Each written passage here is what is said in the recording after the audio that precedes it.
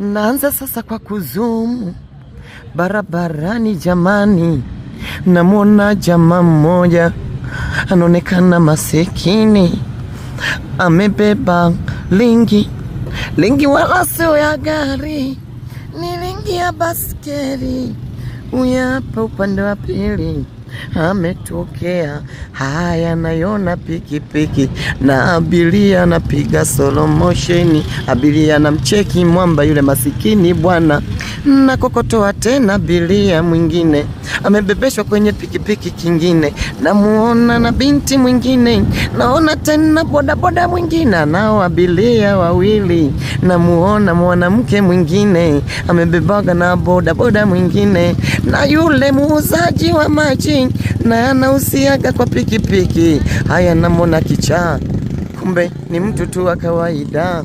ila amejitoaga tu data.